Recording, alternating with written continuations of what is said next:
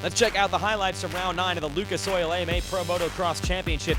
Jason Wygant here to bring you through the Rockstar Energy Drink Unadilla National at the historic racetrack in upstate New York. Let's go to the 250 class for moto number 1. There are 3 Kawasaki riders battling for the championship: Dean Wilson, Tyler Rattray, and Blake Baggett. And in the first moto, Wilson would make a statement. He would get around early leader Garrett Swanepoel and pull away. Meanwhile, his teammates Baggett and Rattray would have early crashes. Baggett would come through, he'd get around a rookie Justin Bogle, putting in a great ride in his first pro race. He'd get around Swanepoel as well to get to second, but there was no catching Wilson, who had an easy moto victory. Good job by Rattray to rally late from his crash. He would get to third and nearly catch his teammate Baggett for second at the finish, but he ran out of time. Moto number 2, a great start by Jimmy Dakotas on the Geico Power Sports Honda, but he would quickly yield to Wilson. And once again, the Monster Energy Pro Circuit Kawasaki rider would pull away to an uncontested second moto victory and his first overall win on the year.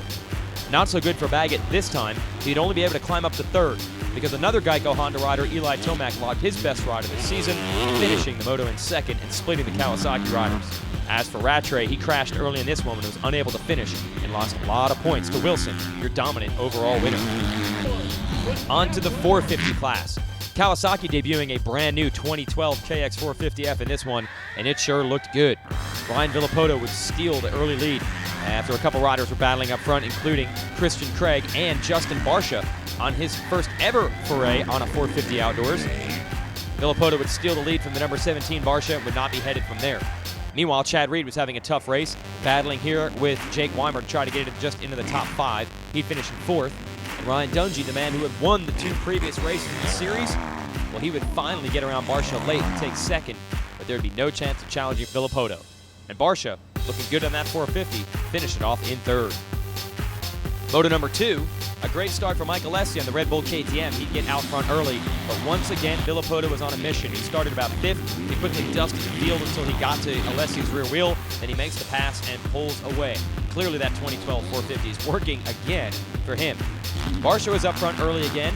Chad Reed trying to make some tracks here. He makes a pass on Weimer and then goes down. Lucky for Reed, everyone that got in front of him went down as well. That includes Justin Brayton, who was in 5th and crashed, and then Weimer and Brett Metcalf, who crashed into each other. That would put Reed back up into the top 5. That's as far as he could go. A little bit further up, Dungey was up against Barcia again. And this time, Barcia held Dungey back all the way until the last lap when they collided in the backside of a jump. Barcia got the short end of the stick and went down hard. Dungey grabbed second. Solid ride on the day for the Dunge, but he wants to win races, especially with Villopoto's dominating performance like this.